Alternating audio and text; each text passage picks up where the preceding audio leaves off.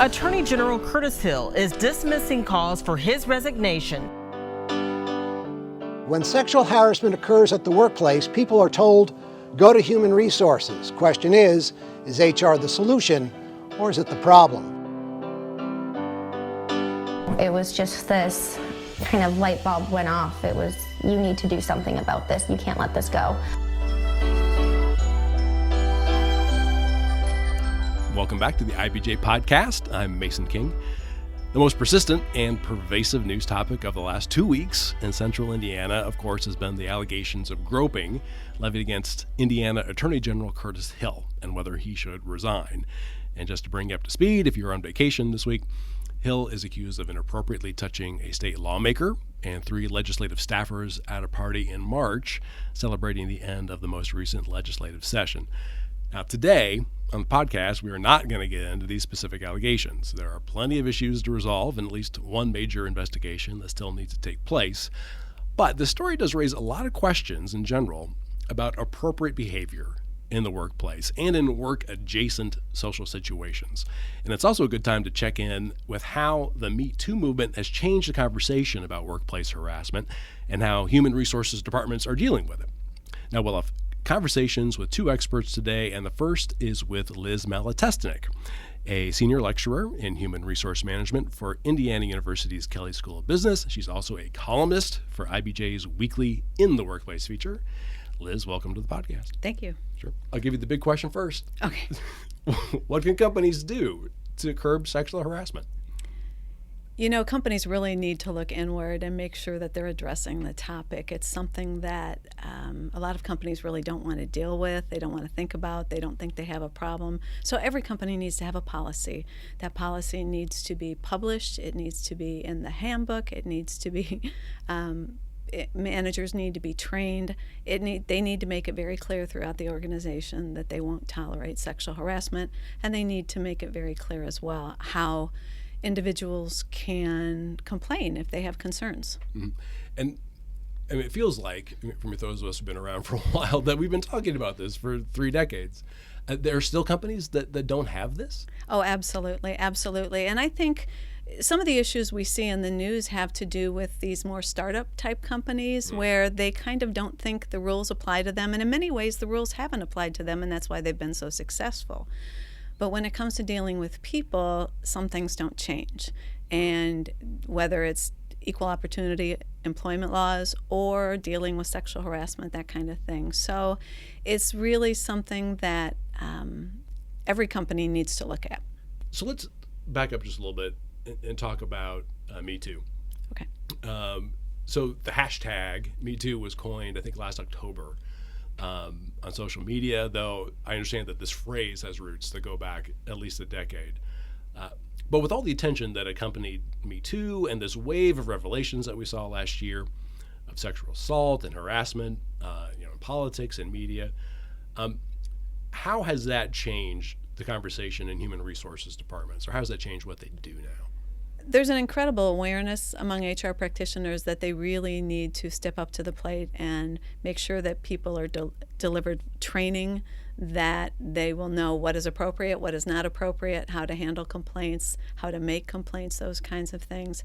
In a lot of companies, they really didn't put the emphasis on it prior to this, but it's something that HR practitioners all over the country are very aware of and kind of reanalyzing how they do things and should they be doing more. And what specifically do you think they should be doing more of, or are they doing more of? It's all about communication and training, and sometimes it's coaching and training the people above you as well. When you talk about something like sexual harassment or even diversity issues, the buy-in needs to come in from the top down. And if it doesn't, it's going to be very difficult for HR to get anything done. So training specifically both for like the C-level people, the executive level folks, and for the folks just on the front lines. Actually, if employees see the top level people going through the same training they are, that gives it so much more credibility. Are we seeing more people come forward more employees come forward with complaints? Yes, actually, I saw some surveys recently of HR managers, and there are more complaints. Interestingly, there are also more substantiated complaints. So I've seen a lot of reporting just in the last year, coincidental with a lot of the Me Too stories, that human resources departments, for some companies, really mishandled or ignored or tried to sweep under the carpet complaints of sexual harassment. Is that consistent with your experience? Have you heard of stuff like that? Absolutely, unfortunately, and it just really depends on how professional the HR department is and how much support they get from top management. So yes, it happens all too often. That doesn't absolve them from any liabilities, but actually it creates more problems. Has this changed the way that you teach or changed what you teach? It hasn't really changed how I teach because, as I said, the guidelines have been around for a while, and I certainly have always put an emphasis on it in class and talked about it with my HR students. On the other hand, I have a lot more material to talk about now. There's certainly, when I teach, I try to include current stories, lawsuits that are going on, things that are in the news, because it makes it more relevant to students and they remember it better.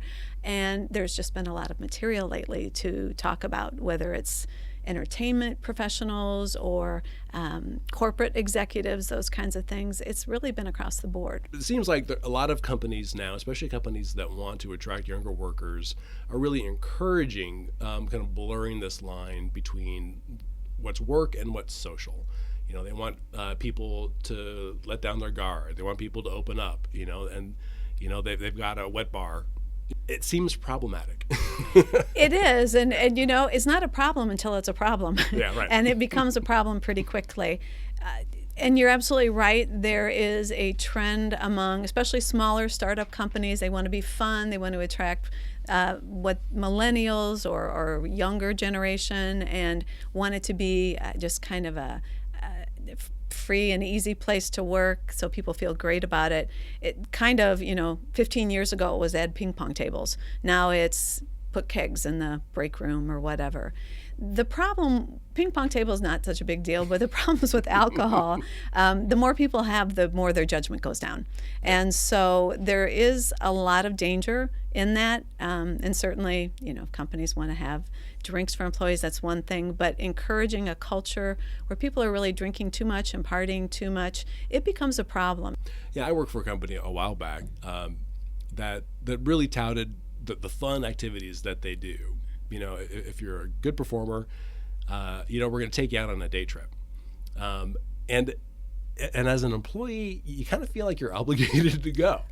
When you get out there, and the keg is flowing and suddenly they're playing beer pong, it gets crazy pretty quick. Or, at least in my experience it did. And suddenly it felt like I was back in high school. So what can I, as an employee, what should I be thinking about to avoid these pitfalls? I think most people know their limit, and I think you should keep that in mind and never forget that you're actually with people that you work with, not just friends.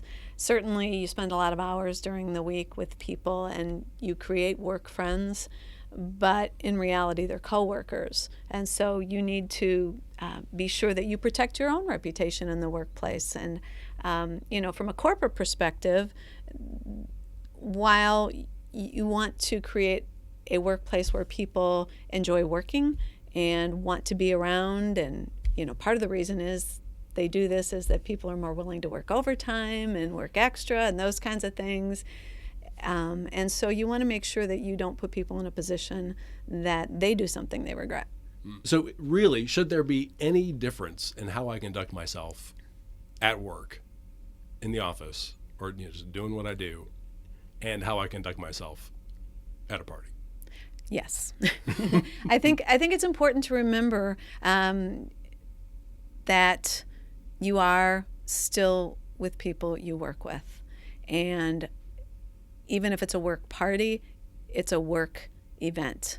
And so you need to remember that your behavior may be judged by coworkers. People damage their careers by saying and doing dumb things at these kinds of parties. More than one career has been destroyed at the holiday party because they drank way too much and either were inappropriate sexually with someone or said something they really regretted to their boss. So, okay, I'm a very obsessive compulsive person. I want to have some black and white rules here.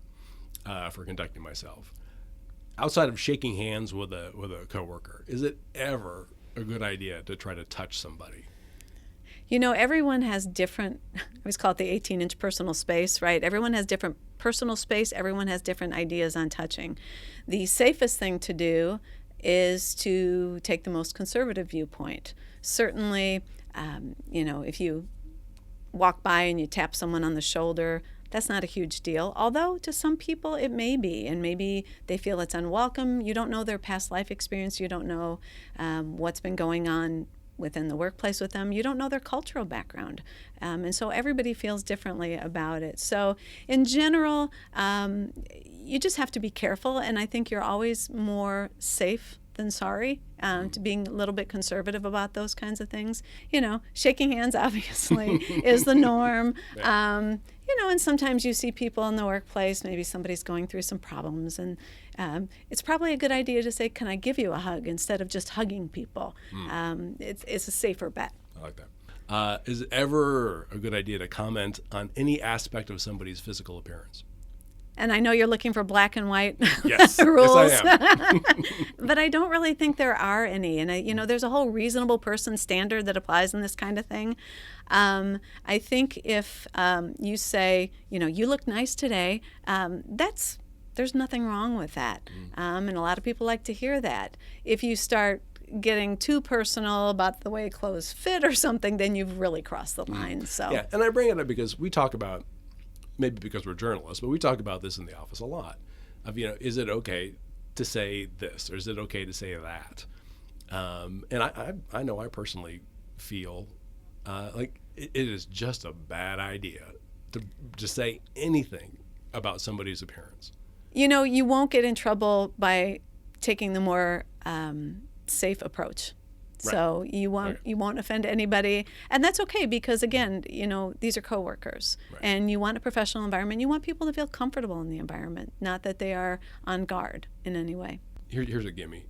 Should you ever say anything even remotely related to sexual activity, human sexual activity, oh my, in a work environment? No, 100% no, and it's amazing the number of people that still think that's okay to talk about what they watched on TV or what they did in their personal lives, and they think that people who are offended are just prudes.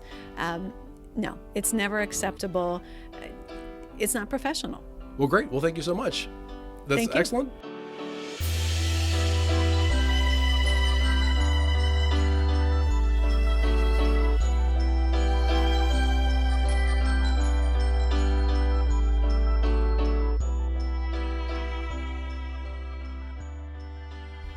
Welcome back to the IBJ Podcast. Okay, we're going to plow right into our second interview, and our guest is attorney Michael Blickman, a partner in the Labor and Employment Group of Ice Miller in Indianapolis. Michael also is a columnist for IBJ's weekly In the Workplace feature. Michael, welcome. Thank you for having me. Thank you, Mason. All righty. Let's take advantage of your expertise as an attorney and get right down to brass tacks. Legally, what constitutes sexual harassment in the workplace?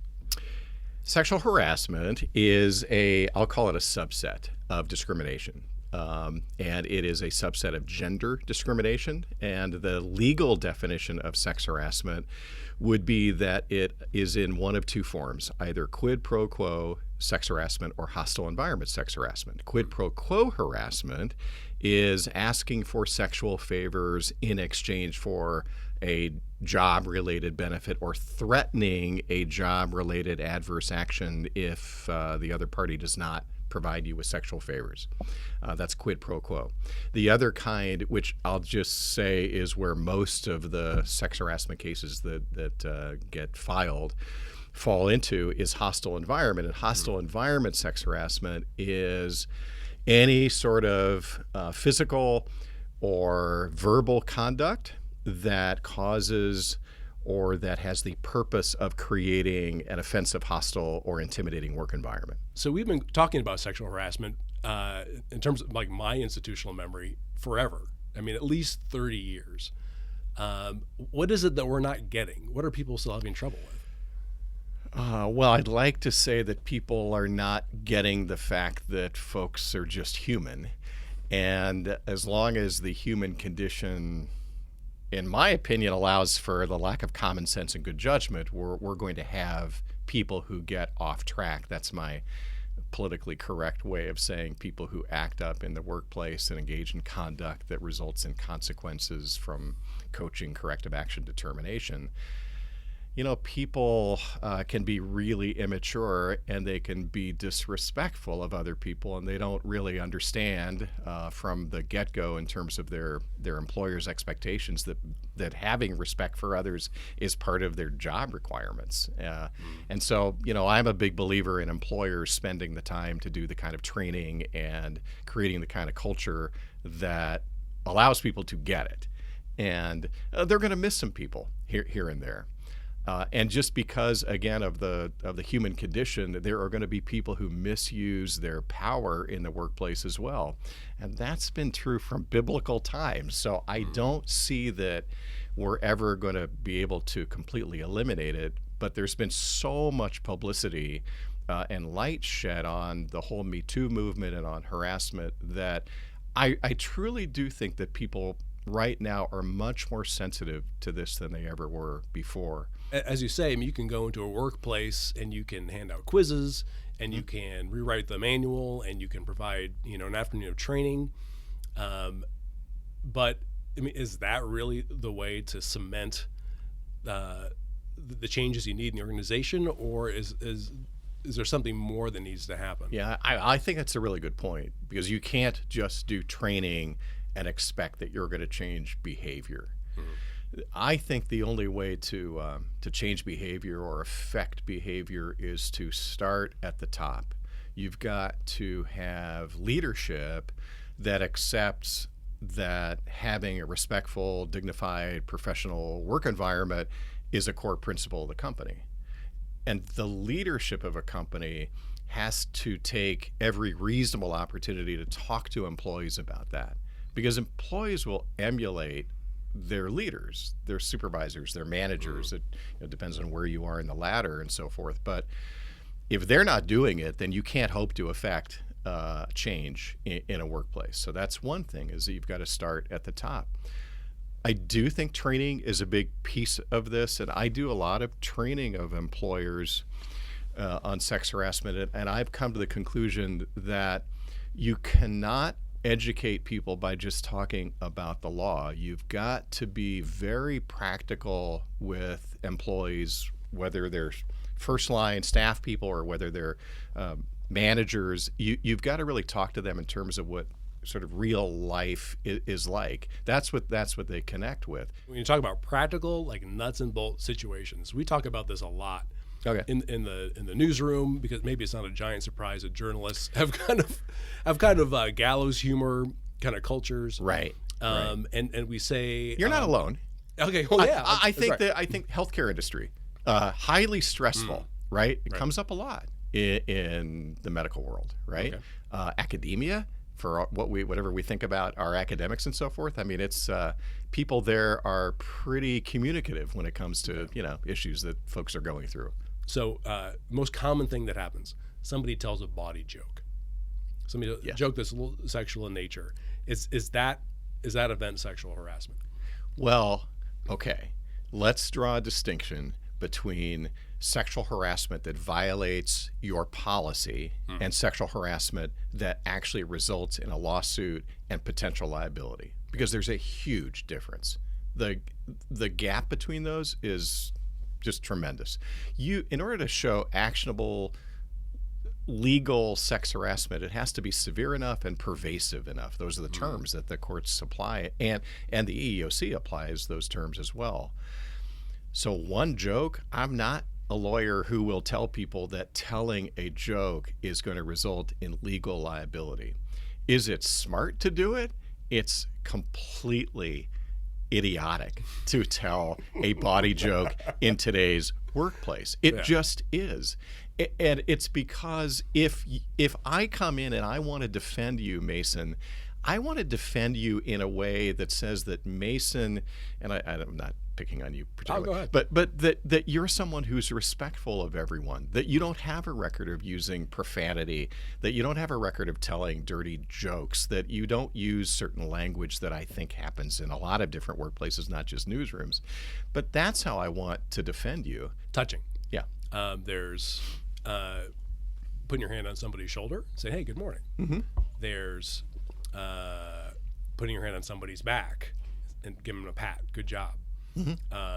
And then I can just keep going. You could keep going down. There's this rubbing somebody's shoulder, giving them a little bit of a back rub. Then there's then your hand is sort of like resting there for a while. Right. A lot of us who are sort of familial with our colleagues, are a little concerned now. But I mean, can I even put my hand on somebody's shoulder? Where does that have to stop? I feel about the touching the same way I do about telling a dirty joke. I think that I'm not a person who's going to tell people not to touch your colleagues in the workplace. Frankly, there are some people who need a hug now and then, and I think it's okay to give them a hug. And I tend to be a person who, when I see somebody who I've known for a long time and I haven't seen them for a while, I might give them a hug, right? On the other hand, I don't touch people at work. I don't hug at work because I can't read someone's mind. I don't know whether they find it to be offensive or not. And the reality of it is that there are some people who really don't like to be touched.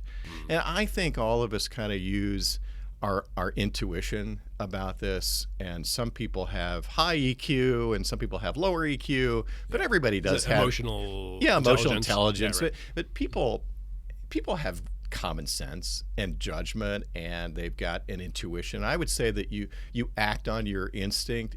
When you're being creepy, not a legal term, but you do know when your hand is resting there a little bit too long. Yeah. And but I'm OCD. I want to know black and white. What can I do and what can I not do? Yeah, and there's no answer. There's no book you can go to say here's what you can do and here's what you cannot do, because sexual harassment all comes down to the mind of the beholder. Talking about somebody's appearance. Okay. There's I like that dress. Nothing wrong with saying, nothing wrong with giving someone a socially acceptable compliment. But what if you're saying to her every day, I like that dress. You look great in that. You should wear that every day. Maybe you should show more cleavage. That really looks good on you. If you're pestering someone about their personal appearance, that sort of thing can cross the line.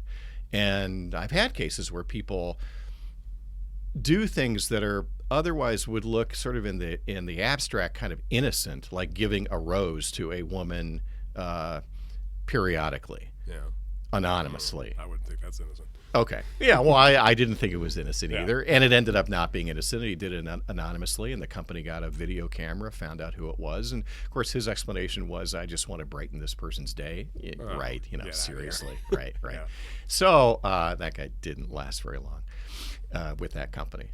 But that's the kind of behavior that you kind of look for. I worry a lot these days about email. I worry a lot about texting folks. Number one, because people are not careful about what they say in their texts and their emails, and some people try to be cute or clever or funny in their emails.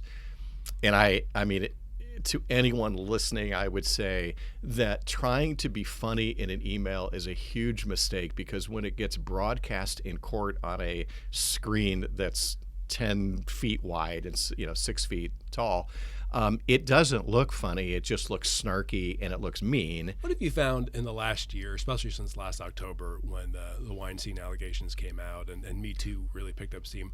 What is there a difference in what you're being asked from clients now? Well, I think clients are asking for more creative training for their employees. They're looking for ways to reach their employees and to make sure that they're not the next Me Too. Most companies and good HR people that have thought about this are trying to move to a more of not here, hashtag not here kind of attitude. not so much we don't want to be the next we don't want to be the next perpetrator. We want to just be a place, an employer of choice, where we just don't accept that here. That takes a lot of teamwork, and it takes a lot of talking and communicating with people. But you've got to get people, you've got to give them language and tools to use, and they have to know that there are places they can go to get these things addressed. And that's what I see companies doing, is just making sure that their process is solid, and that also that it's trustworthy, which I think has affected people. I think that there are some people who trust their HR departments, and there are other people who do not have any trust in their HR departments. And it's all a matter of how transparent HR has been with employees to allow employees to understand why certain things happen the way they do within a company. But there's always been this sort of culture of silence from HR and from leadership in companies about why we take certain actions with our employees. I'm a believer of doing just the opposite, and that is taking an opportunity when an employee, for example, is terminated for misconduct, to talk to employees about what the conduct was that led to this person not working here anymore, so that you all can understand that these are expectations we have, and there are consequences to that. If there's one thing that you can tell me, just as a good employee, how do I stay out of trouble? What do you tell me? Work in a bubble.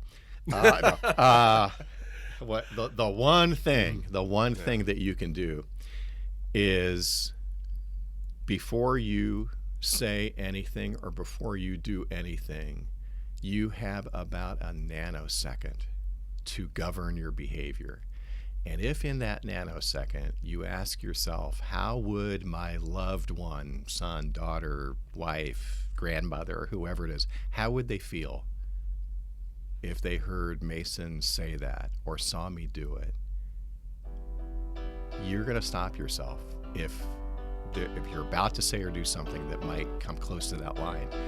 And if people used that kind of a litmus test or governor, I think that's how they stay out of trouble.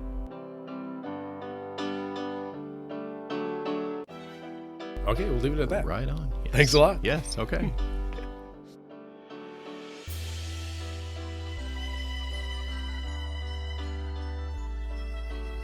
Okay, my thanks again to Liz Malatestinic and Michael Blickman.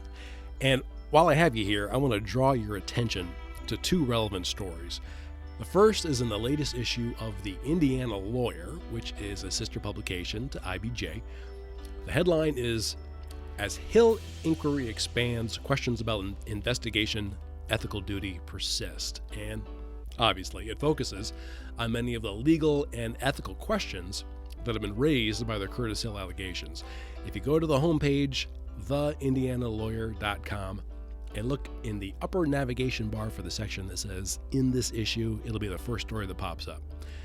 The second story is from Harvard Business Review, or HBR.org. The headline is, "Most people are supportive of Me Too, but will workplaces actually change?" And another way to phrase that question is, are people seeing healthy and lasting improvements in their organizations as a result of movements like Me Too? And the short answer is, not so much.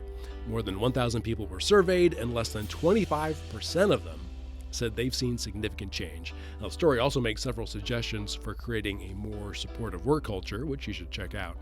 You also might have seen the story mentioned in IBJ's 8 at 8 email, which I put together every morning. It's free, and on occasion, it's some kind of goofy fun. So if you don't already get 8 at 8, you can start the subscription process at the very tippy top of the IBJ.com website, where it says "Receive IBJ News" in your inbox. So there's a lot of stuff here for you to do, so let's get to work. For the IBJ Podcast, I'm Mason King. We'll be back next week.